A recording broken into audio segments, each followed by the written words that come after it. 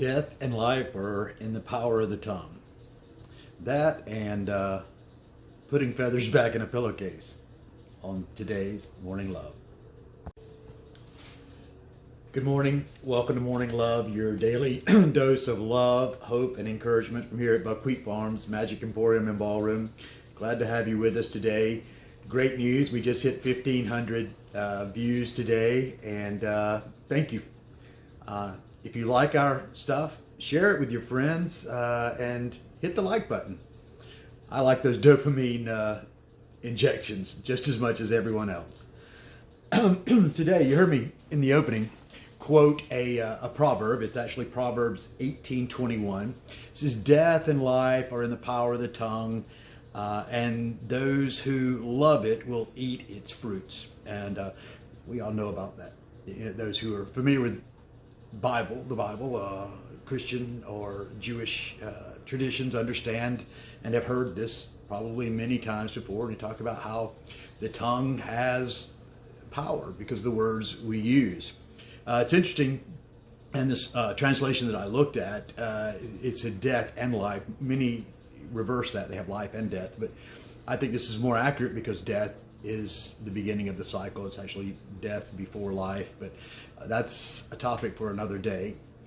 But it talks about the power of the tongue and how we can actually speak death and speak life. And you've heard me talk about in other content about an incident with my father where he almost talked me literally to death by his words. But not only that, but how damaging and how unfruitful our words can be. In the Jewish community, there's a rabbinical story, and I've heard several different versions of it, of a man who is known to be a gossip. And he will tell stories about others, whether they're true or not, and thinks it's fairly innocent because he swears he knows it's true. He always checks it out. And so one day he ends up spreading a story about a prominent businessman and causes the guy great ruin.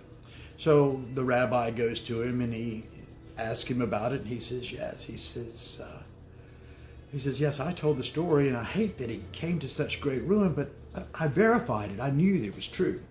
So the rabbi said, let's have a little lesson here. Do you have any silk pillows feather pillows in your house? And he says yes, and he brings in the feather pillows, and he says, now, what I want you to do is I want you to tear that feather pillow open and scatter all the feathers out.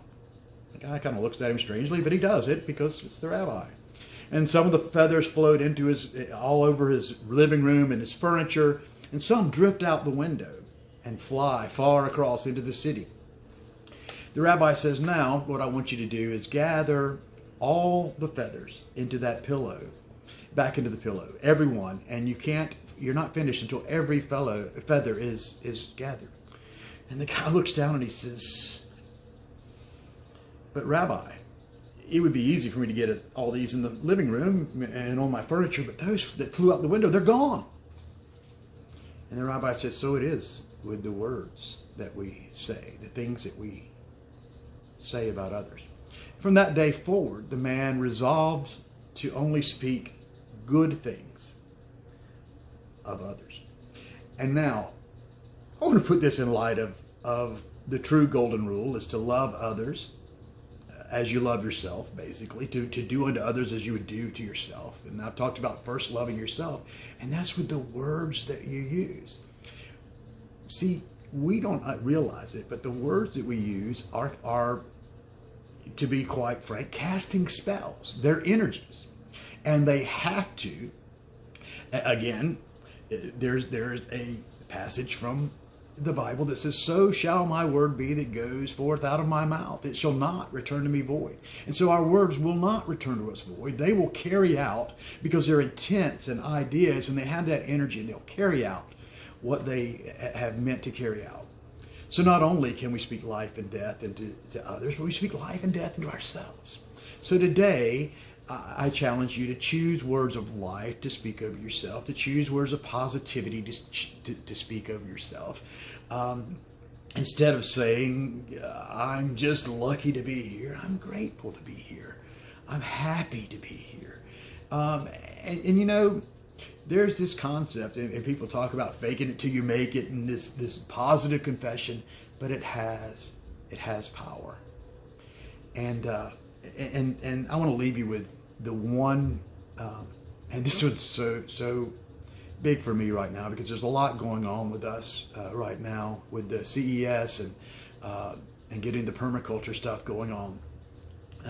But often the word that we say, the word that we use with ourselves is someday. Someday I will do this, and someday I will do that. And we keep waiting for some magic hand to come slap us on the head and say, today is the day. And I just want to challenge you with whatever it is that you've been waiting to do. Just hunker down today, do a little meditation, a little contemplation, and then to begin to see what you can put into action today. Not someday I will do this. Today I will take this step. Because that's all life is a series and a succession of steps. The someday puts us looking into the future. The regrets put us looking into the past. Live today. Namaste.